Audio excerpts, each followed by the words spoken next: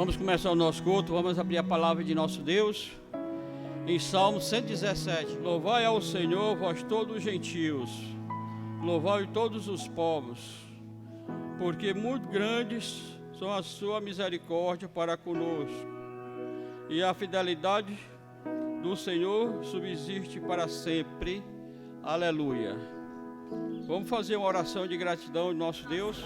Recebe nosso louvor, nossa adoração e nos abençoe durante todo este culto. Em nome de Jesus, amém. Amém. Vamos louvar o nosso Deus com o hino número 14.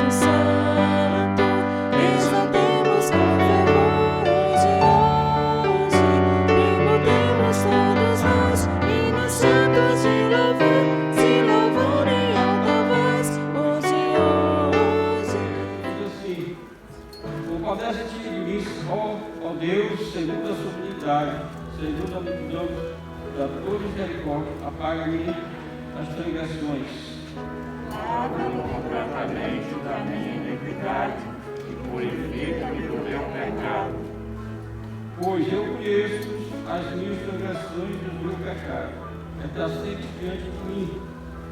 Enquanto a ti, somente, e que é mal perante teus olhos, de maneira que serás sido fruto de teu lar e puro no teu lugar. Eu nasci na iniquidade, e em pecado me concedeu minha mãe.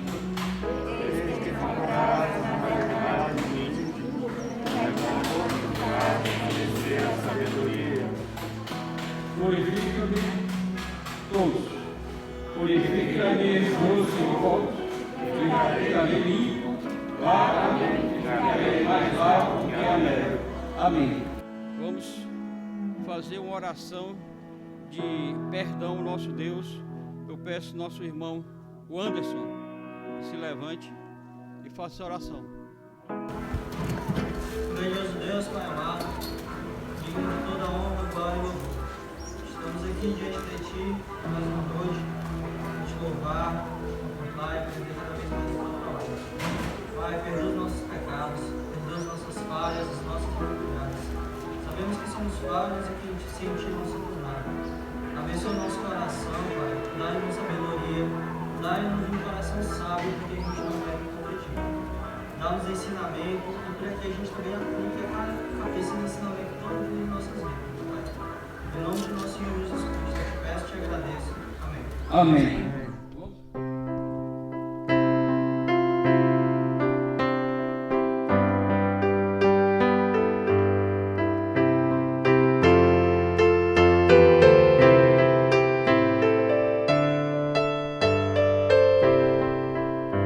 Jesus, Senhor, me achego a Ti, Tua ira santa merece.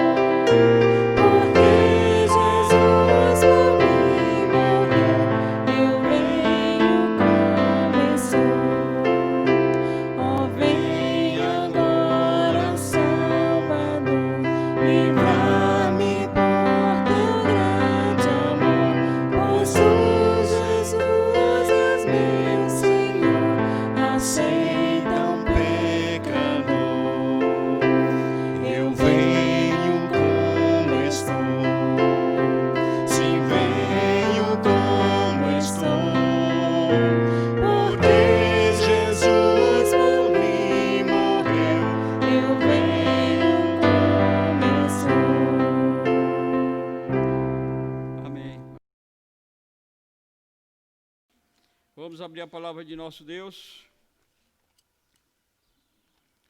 em Salmo 112, de 1 a 10, alternada. E diz assim: aleluia, bem-aventurado o homem que teme ao Senhor e se compraz nos seus mandamentos. Sua descendência será poderosa na terra, será abençoada a geração dos justos. Na sua casa a prosperidade e riqueza, e a sua justiça permanece para sempre. Ao rosto nasce luz nas trevas, ele é temido, misericordioso e justo. Justoso é o homem que se compadece e enfrenta. Ele defenderá sua causa em juízo. Não será jamais abalado, será tido de glória eterna. Não se trabalheis de má notícia, seu coração é firme, confiante do Senhor. Seu coração bem firmado não oprime, até ver cumprir os seus adversários e seu desejo. Distribui e dá aos pobres a sua justiça, permanece para sempre, e o seu poder exaltará em glória. Todos. Reveste eles e reveste, anjos deles se conformam e desejos eternos. Amém. Agora eu passo para o grupo de louvor. Nós vamos louvar o nosso Deus cantando a consagração ao Rei dos Reis, consagro todo o meu viver. Convido a igreja que se fique de pé, que nós louvemos ao nosso Deus com este cântico.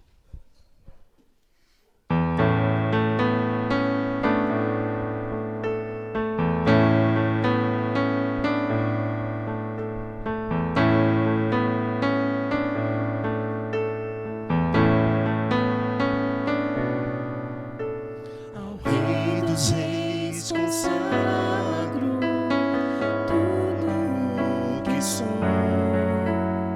de gratos louvores transborda o meu coração. A minha vida eu entrego nas tuas mãos, meu Senhor, pra te exaltar com todo o meu amor.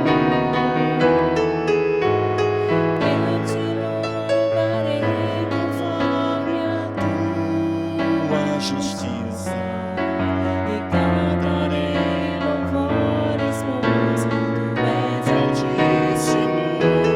Celebrarei a ti, ó Deus, o meu viver.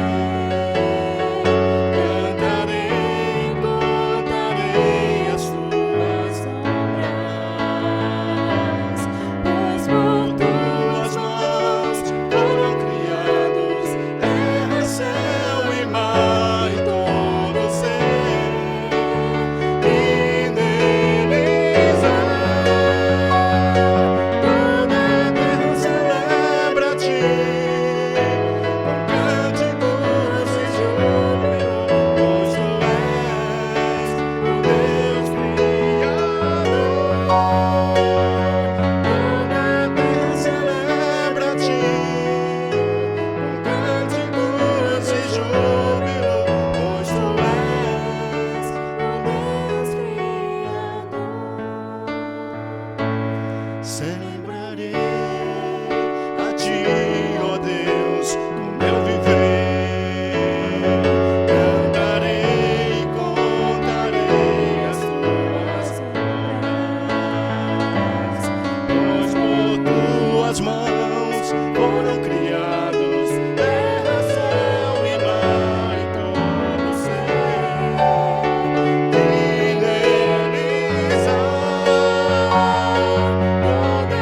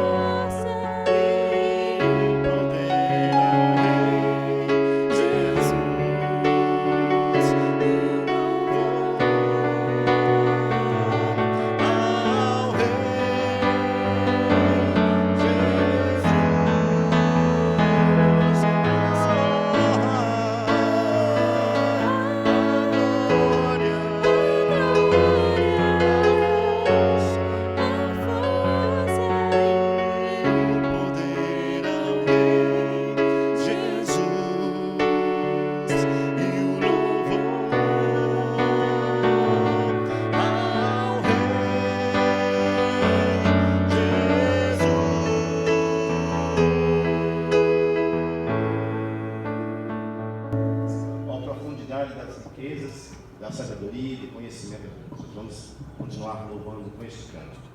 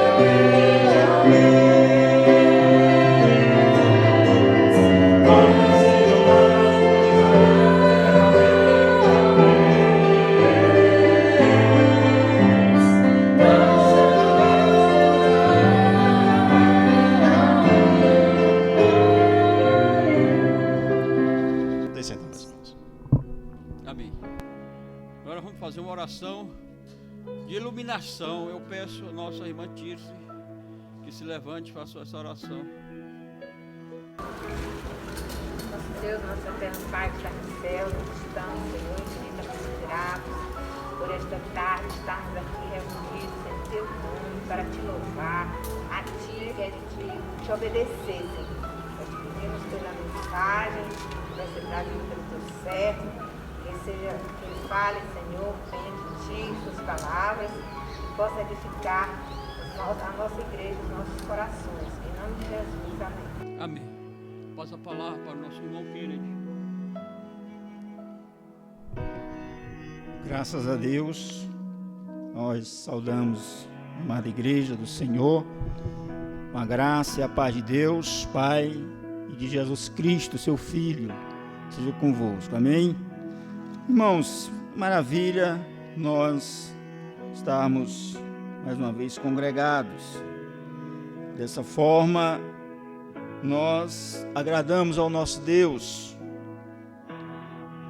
e temos da sua palavra nesta tarde para a nossa meditação, e eu convido os irmãos a abrir as suas Bíblias.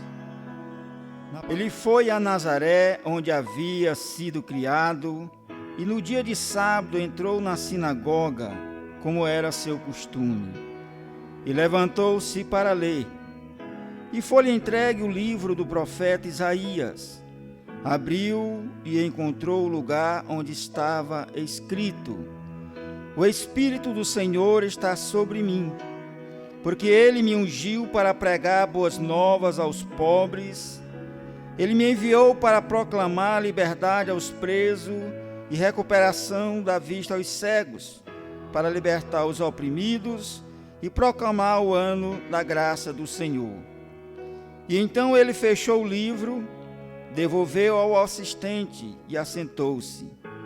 Na sinagoga todos tinham os olhos fitos nele, e ele começou a dizer-lhes: hoje se cumpriu a escritura que vós acabaram de ouvir.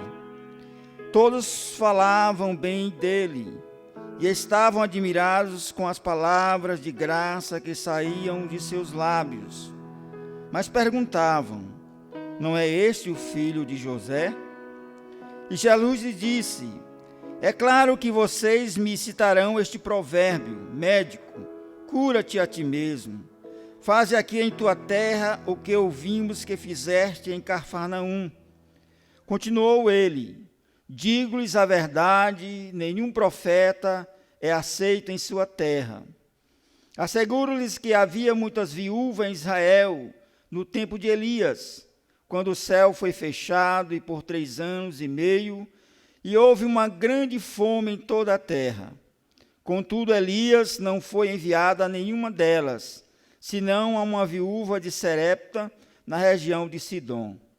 Também havia muitos leprosos em Israel no tempo de Eliseu. O profeta, todavia, nenhum deles foi purificado, somente Naamã, o sírio. Todos os que estavam na sinagoga ficaram furiosos quando ouviram isso. Levantaram-se e expulsaram-no da cidade e o levaram até o topo da colina sobre a qual fora construída na cidade, a fim de atirá-lo e precipitá-lo abaixo. Mas Jesus passou por entre eles e retirou-se. Irmãos, Jesus agora principia o seu ministério. E hoje nós teremos uma meditação, uma pregação sobre o seguinte tema: Jesus cortando na carne. É uma expressão que para muitos não é desconhecida, principalmente para aqueles que militam na área econômica. Às vezes uma empresa, quando ela está mal, às vezes o gerente, o dono reúne os funcionários e diz: olha, vamos ter que cortar na própria carne. Isso é sinal de que alguém vai perder o emprego, algumas cabeças vão rolar. Então essa expressão, ela, de certo modo, traz algum desconforto para quem está inserido nela, ou seja, no seu contexto. E agora Jesus Cristo principia o seu ministério voltando à sua terra natal. Jesus escolhera Cafarnaum como centro do seu ministério, ou seu QG. Cafarnaum, que ficava no sul do Mar da Galileia, a 200 metros ali do nível do mar. E ele havia já feito maravilhas naquela cidade. Curado a sogra de Pedro. Jesus havia curado o paralítico que entrou pelo telhado. Jesus também curou um servo de um centurião romano. Mas Jesus agora sente a necessidade de voltar a Nazaré, uma aldeia que ficava nas colinas, nos montes, que se avizinhasse a grande Galileia. E veja que Jesus havia estado ali por muitos longos dias e anos em Nazaré.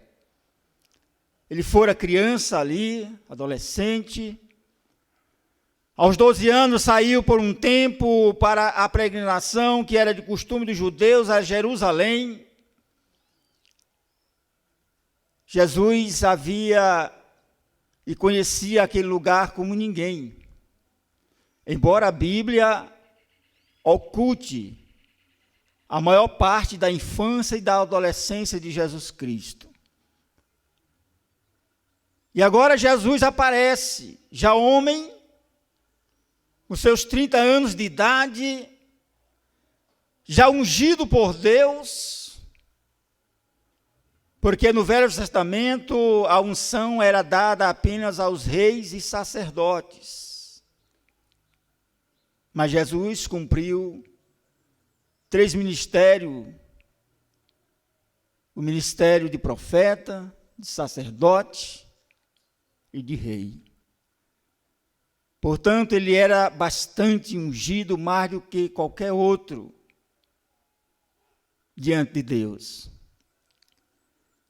E Jesus vai a Nazaré.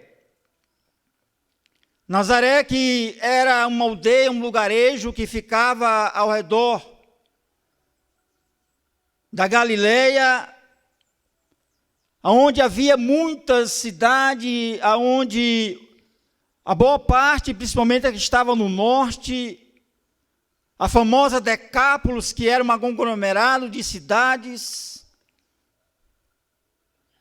da qual o general romano Pompeu havia tirado o controle dos judeus dessas 10 cidades. Mas Jesus sente a necessidade de ir a Nazaré.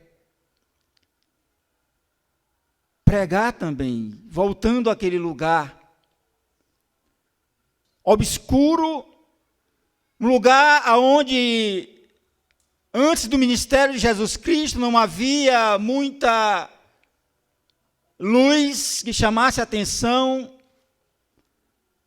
a não ser uma vida pobre, para não dizer paupérrima.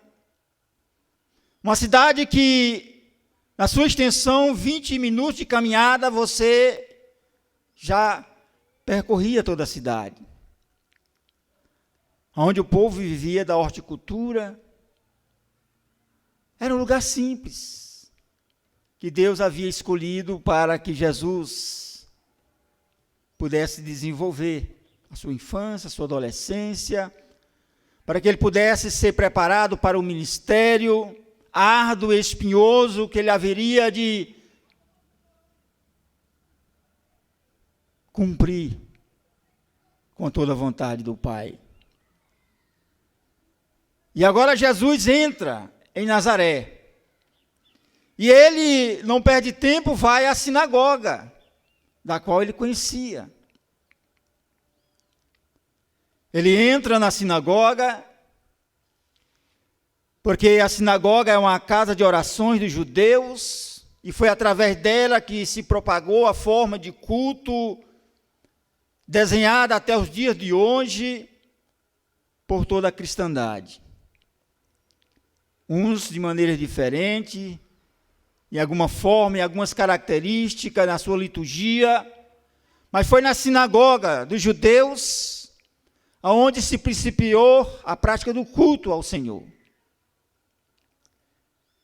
E Jesus entra, e é interessante que qualquer pessoa podia ler a palavra do Senhor na sinagoga. Antes dava a ciência ao assistente, ao dirigente, outros poderiam chamar de secretário da sinagoga. E é interessante que, quando chega a vez de Jesus ler a palavra, está aberto o livro de Isaías.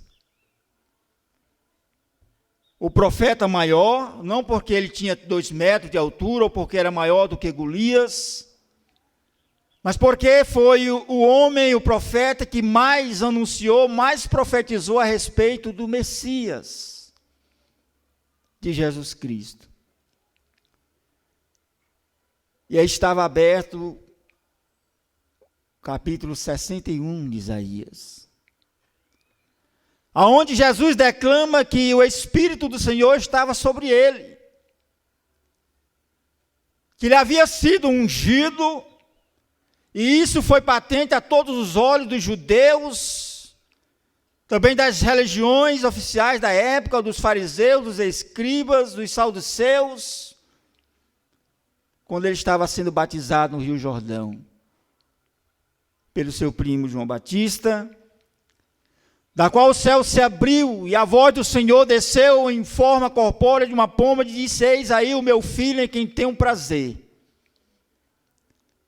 E o Espírito Santo envolve a Jesus Cristo de tal forma que agora ele estava pronto para o ministério da redenção. Estava pronto para ser o Salvador, o Cordeiro de Deus que tira o pecado do mundo. E Jesus lê este livro de Isaías de maneira diferente e habitual de qual já havia sido lido muitas vezes naquela sinagoga.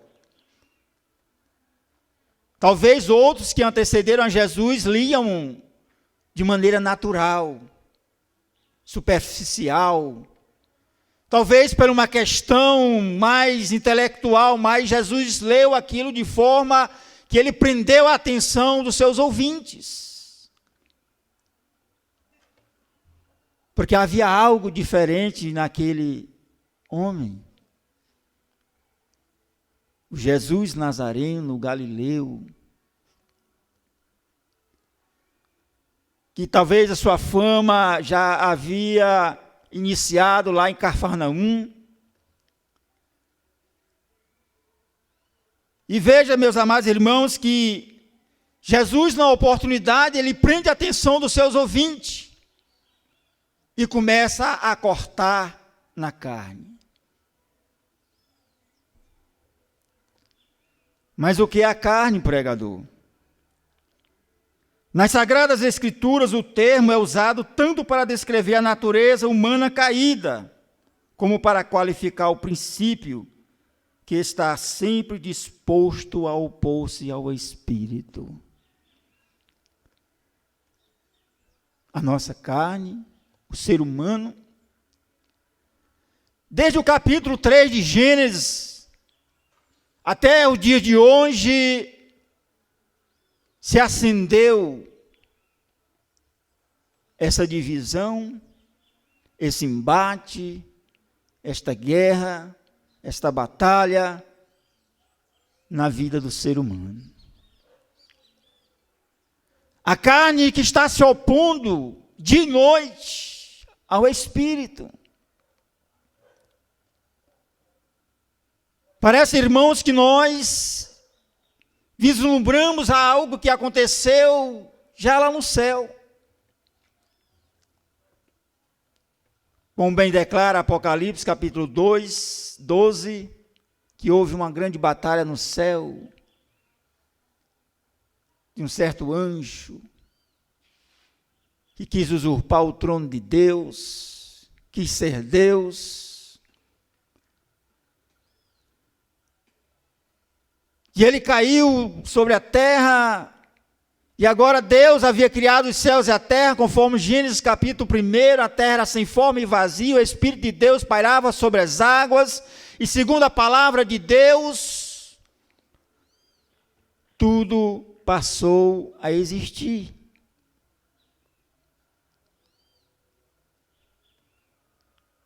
Mas no capítulo 3 de Gênesis, começa esta batalha. E Jesus começa a cortar na carne. Jesus habitou uma natureza de pecado. Ele foi concebido pelo Espírito Santo em uma virgem chamada Maria. Porque era a única forma, meus amados irmãos, o único campo da qual o inimigo agora tinha supremacia pela legalidade que o nosso pai Adão deu ao inimigo. E aí Paulo, em Gálatas capítulo 5, ele diz, olha, falando para a igreja da Galácia, o Espírito milita contra a carne contra o Espírito. E um se opõe ao outro.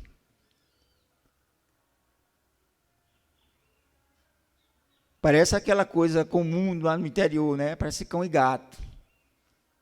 Até que hoje eles convivem até bem, né? Os cachorrinhos, os gatinhos.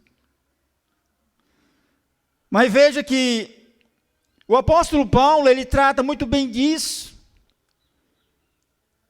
Dessa batalha entre o espírito e a carne, e se olharmos a epístola aos Romanos, a partir do capítulo 3 até o capítulo 7, e ele finalizando, concluindo no capítulo 8,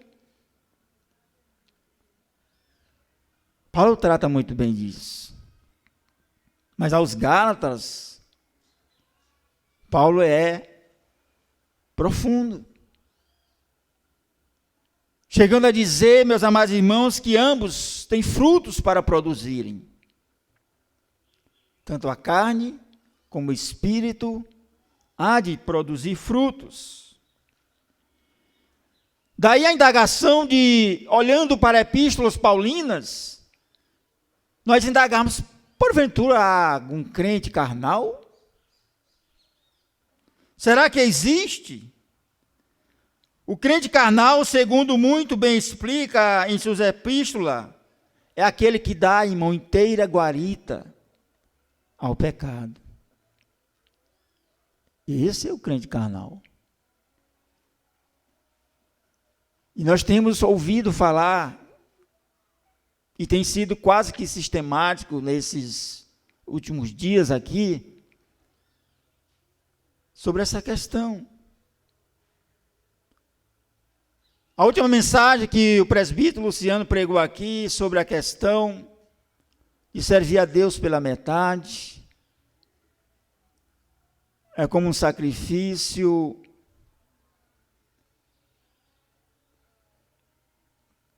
que produz pecado de feitiçaria. Domingo passado, o pastor Tiago pregou que o pecado, ele influencia ou ele atinge aqueles que estão ao nosso redor, a nossa família, a nossa casa.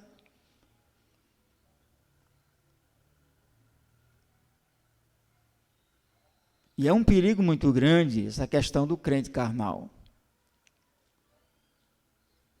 que anda segundo o que é deliberado pela carne. A carne é um bicho que não pode estar à vontade.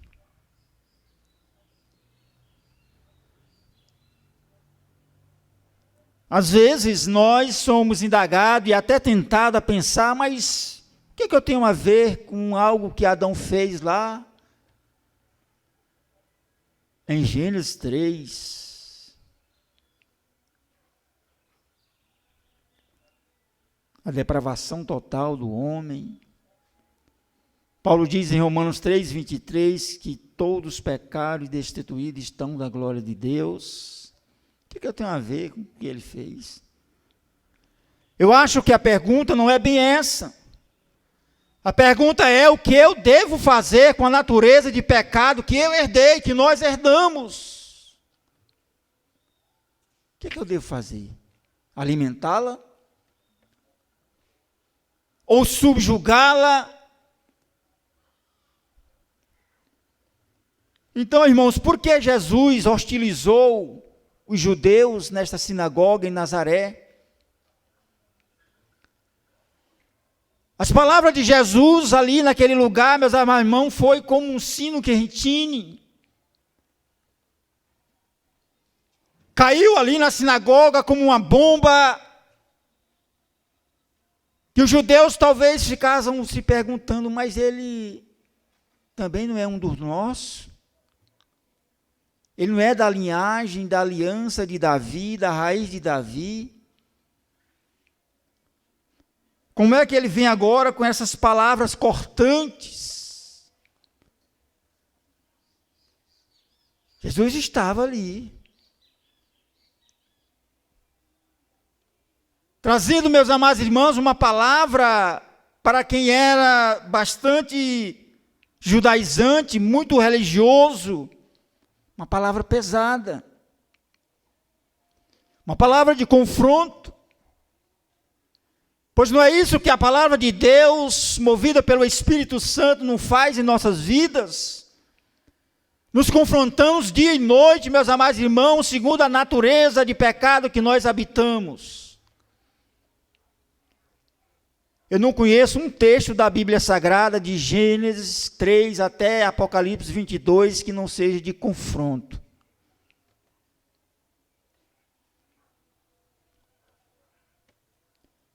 A natureza humana pecaminosa. Mas as palavras cortantes de Jesus conseguiram prender a atenção daqueles que estavam ali na sinagoga. De tal forma, meus amados irmãos, que parecia ser uma estratégia de Jesus para adverti-los a respeito do seu pecado. Principalmente o pecado de serem infiéis. Jesus jogou no rosto deles: vocês são tão infiéis, tanto quanto aqueles do tempo de Elias, o profeta.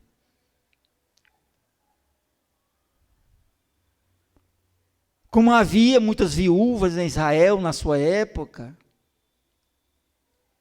mas não davam crédito ao profeta. E a quem foi enviado Elias? A uma viúva de Serepta, de Sidom. Uma mulher gentílica. A Eliseu também, que herdou de Elias não só a capa, mas o Espírito de Deus para continuar ministrando a palavra do Senhor. Porque havia muitos leprosos também em Israel na época de Eliseu. Mas qual foi o leproso que foi até Eliseu? Senão Naamã, o sírio. Um gentil. E veja que, no início, Jesus causou um impacto muito grande na sinagoga. No início, ficaram admirados pela unção que estava em Cristo, por um homem agora feito, da qual eles talvez já conheciam, mas este não era, ou não é, o filho de José.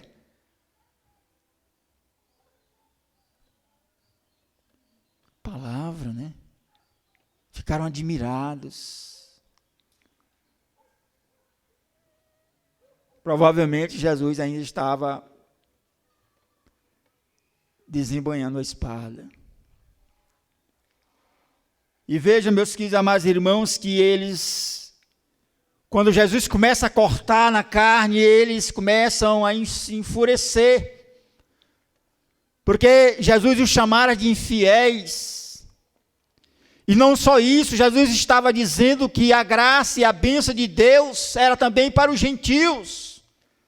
Que segundo a cultura judaica, isso era um absurdo para os judeus, dividir a bênção do eterno, todo-poderoso Deus de Abraão, de Isaac e de Jacó, com outra nação, com outros povos. Era difícil compreender isso. Tanto que Jesus, agora, em Marcos capítulo 5, versículo 20, Jesus está em Gadara, diante de um homem possesso de legiões de demônios, 6.000 demônios estavam naquele homem. E Jesus o libertara. E quando Jesus entra no barco, ele quer acompanhar Jesus, ele diz: opa, volta e vai anunciar aquilo que te foi feito.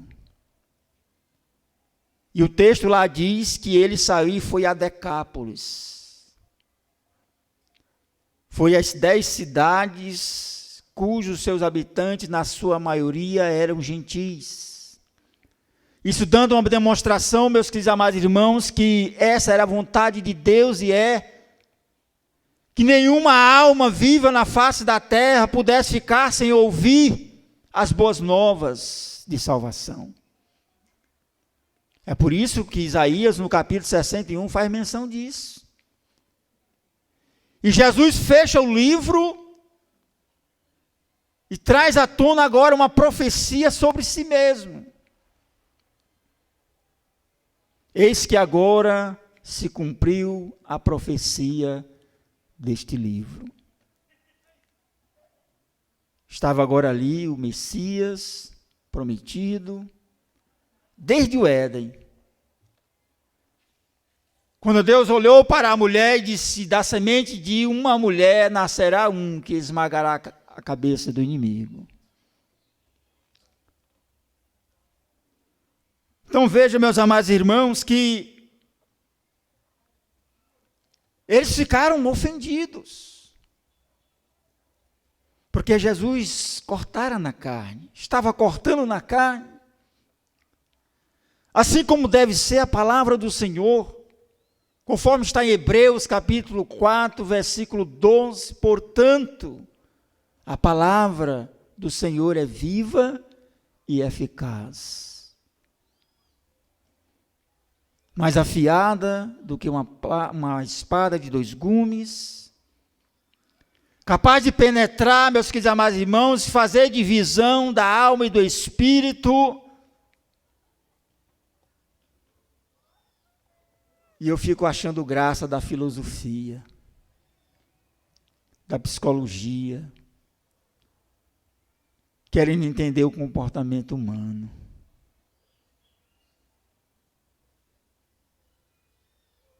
Porque é onde a ciência não pode chegar, o filósofo, que diria Freud, né? Não chega, a palavra de Deus chega. E ele é apto, meus amados irmãos, para discernir os pensamentos. Por isso que diante da palavra do Senhor, todo ser, meus amados irmãos, está nu e patente, desnudo, sem roupa nenhuma. É interessante isso, compreender isso, da qual os judeus na sinagoga não entendiam.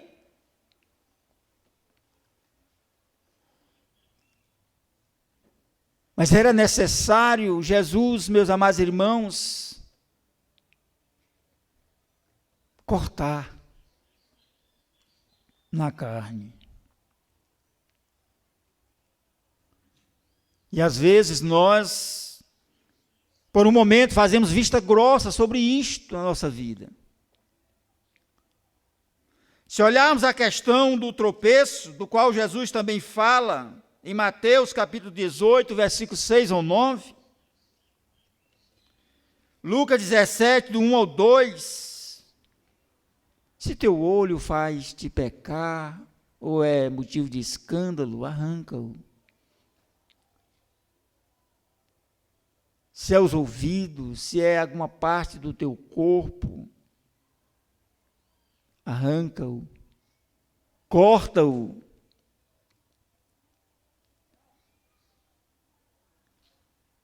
É verdade que Jesus usa uma hiperbole, ou seja, uma estratégia literária, para realçar, meus amados irmãos, chegar ao objetivo da sua mensagem, para que ela possa ser ouvida pelos seus ouvintes. Porque se isso fosse literal, como havia mutilados em nosso meio, né? Pensou o crente sem os olhos, outro sem a língua, né? Essa principalmente. Sem uma perna, né? Sem um braço. Então veja que Jesus usa a hiperbole, uma figura de linguagem que se quer dizer, Jesus chama a atenção dos seus ouvintes. O pecado é extremamente perigoso. São necessárias medidas radicais para eliminá-lo. Qual é a medida? Cortar na carne. Cortar.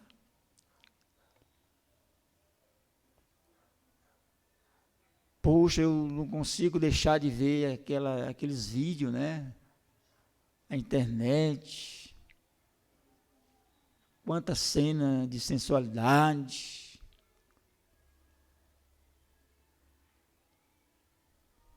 Tá bom de cortar na carne, tirando o olho, né? Como diz Provérbios 16, 12, não ponha coisas imundas diante dos teus olhos. mas aquilo que é puro diante do Senhor. Então veja, meus amados irmãos, que a raiz do nosso problema de pecado é espiritual e não físico.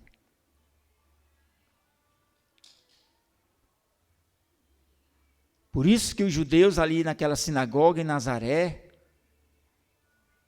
começaram a importunar a sua vontade de querer cortar na sua própria carne. E ao longo do ministério de Jesus Cristo foi isso. Jesus chega em João 8 para uma mulher que é pega em ato de adultério, cuja lei dizia que haveria de ser apedrejada até a morte. E Jesus chega, quem não tiver pecado, que atire a primeira pedra. E ninguém, irmãos. Porque se fôssemos julgarmos a nós mesmos, quem seria julgado? Agora, julgar o outro, meu, né? É mais fácil julgar o outro. Porque se julgássemos a nós mesmos, não haveria juiz. Ainda que ele seja algo latente em nossa vida, o nosso primeiro juízo, irmão, nossa consciência.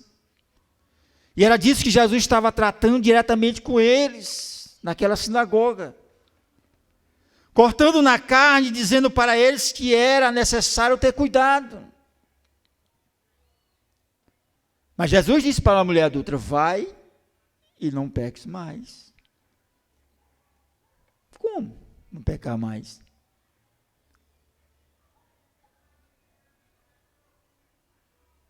Na verdade, Jesus está dizendo: olha, mulher, tu estás perdoada, mas agora tu tens à disposição todos os meios de graça,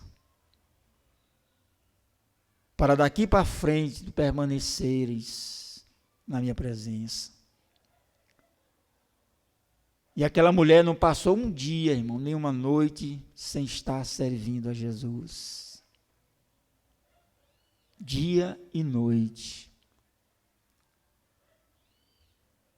Então veja, queridos, que é muito importante nós atentarmos que o pecado, quanto mais ou repetido, põe a uma vida, meus amados irmãos, espiritual, de maneira degenerada.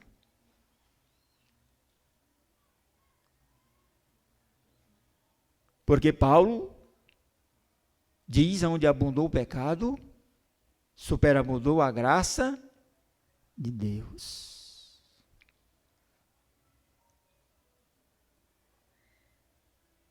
Porque haveria um questionamento: quanto mais eu pecar, mais tenho graças? Não, meu irmão. Significa dizer que não importa o grau, a extensão do teu pecado.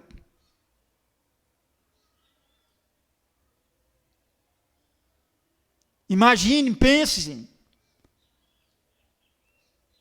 na multiplicação deles, na dimensão deles.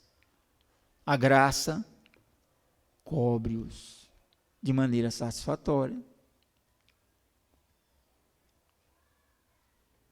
Então veja, amados irmãos, que Jesus chamara agora a atenção dos judeus para uma outra pauta, que não era mais a pauta do judaísmo, que não era mais a pauta das organizações humanas, mas era uma pauta que estava vinculada ao reino de Deus. Ao reino de Deus. Porque isso significa, meus amados irmãos, que se nós não nos apropriarmos ou não deixarmos, meus irmãos, o Espírito Santo nos encher todos os dias, então a carne está às portas. Parece como dizer: aqui você não entra. Parece que botou uma tramela na porta. Porque quando o Espírito Santo, irmão, se faz presente, há uma mudança radical, maravilhosa na nossa vida. E juntamente com o Espírito, os meios de graça, eles começam a desenvolver, a regenerar o que era carnal, agora indo para um outro nível que é espiritual.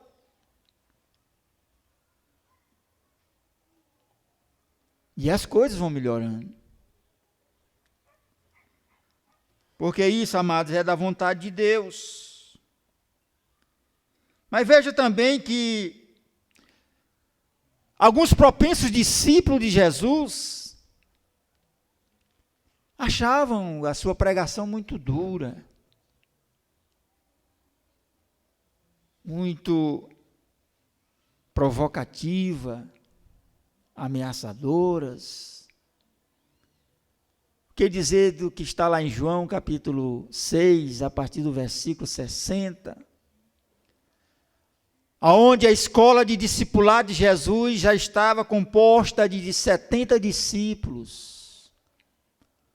A comissão dos 70, vão às aldeias, em toda a Galiléia, de norte a sul, leste a oeste, preguem em meu nome, curem os enfermos, libertem os endemoniados, façam coisas.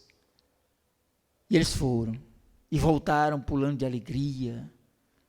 Mestre, mestre, até os demônios se submetem por causa do teu nome, nós pregamos, fizemos maravilha, Jesus. Ah, vocês estão alegres por isso? Não.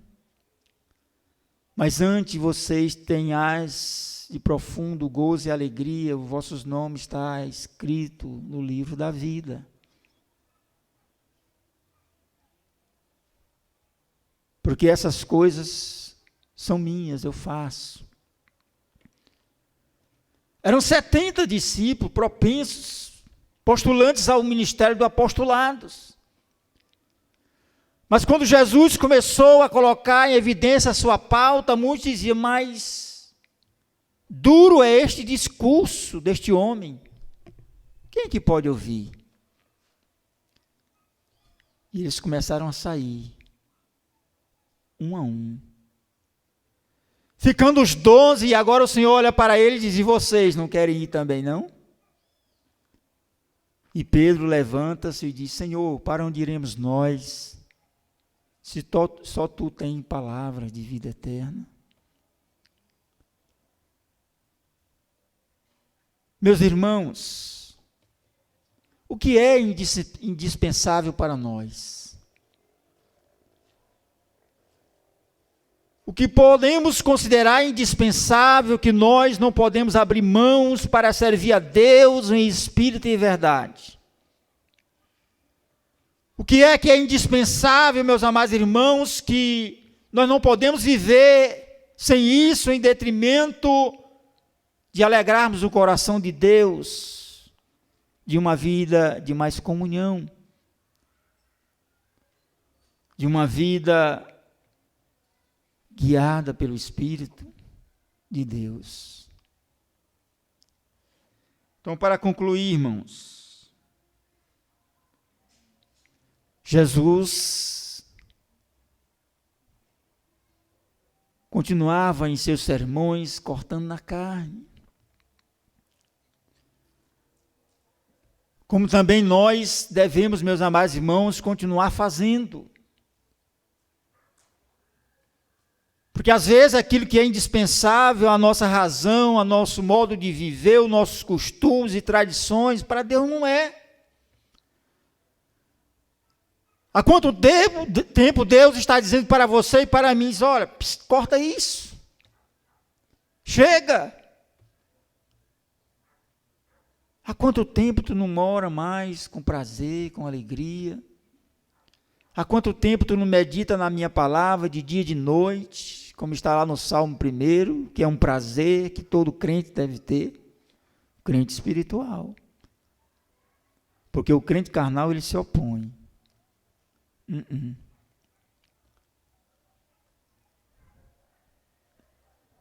O crente carnal, ele não quer saber de oração. Ele quer carona. Ei, irmão, ore por mim. Ore por mim. Aí vem o outro, o crente Raimundo, que é um pé na igreja, outro no mundo. Preciso cortar, meu irmão. O que está sendo indispensável para você? Que Jesus está dizendo, tem que cortar isso. Para que o Espírito possa fluir. Possa ter liberdade, irmãos. Para que o Senhor possa completar a boa obra que Ele começou. Como diz Paulo em Efésios, diz também em Filipe, capítulo 2. Então veja, irmãos, a palavra de Deus ela é viva e eficaz. E o Espírito do Senhor, ao escrever, ao usar o autor aos Hebreus, ele estava certo de comparar a palavra a uma espada de 2 gumes, corta para lá e corta para cá. Quando você está de posse dessa espada, você não vai se preocupar de procurar o lado certo de cortar, não. Pode usá-la porque ela já vai cortar, tanto faz de um lado como de outro.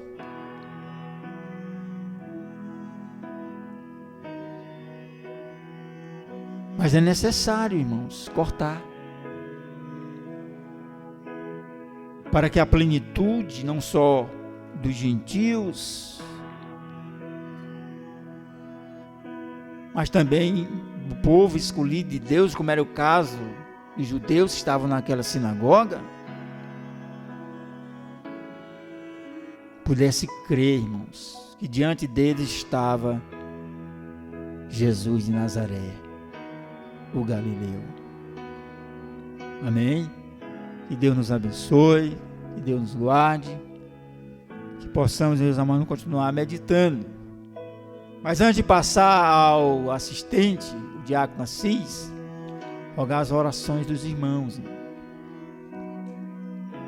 Estamos aí numa relutância de uma escolha que devemos fazer, irmãos.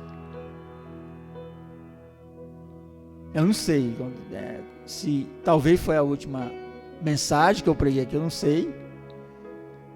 Mas a gente tem orado ao Senhor, pedindo uma oportunidade. Nós somos um evangelista, fomos chamados por Deus, consagrados pelos homens, para continuar fazendo a obra do Senhor. Em tempo e fora de tempo, no lugar que for necessário.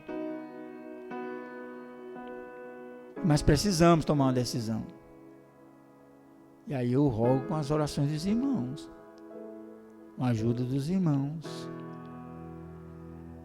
para que seja feita a vontade de Deus. Amém? Diácono Assis. Agora vamos fazer uma oração final, fazer o encerramento do nosso culto.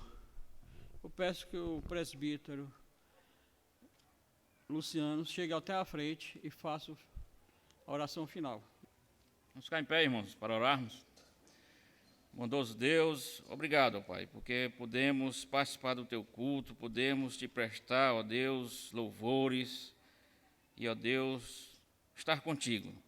Tu nos dá essa oportunidade, ó Deus. Obrigado, ó Pai, porque voltamos a nos reunir, voltamos a Te adorar em conjunto, ó Deus. Guarda o Teu povo, livra do mal, ó Deus. Livra-nos deste vírus, ó Deus. Livra os Teus servos. Protege a casa de cada um. E, ó Deus, Tu possa olhar para os Teus servos, guiando os seus passos, protegendo, levando para os seus lares em paz, dando força, vigor, realizando seus sonhos, ó Deus. Ó Pai, fica conosco durante ainda o resto desta noite e durante toda a semana. Nós te oramos em nome de Jesus. Amém. Os irmãos podem sentar. Irmãos, graças a Deus, mais uma oportunidade de louvar ao Senhor.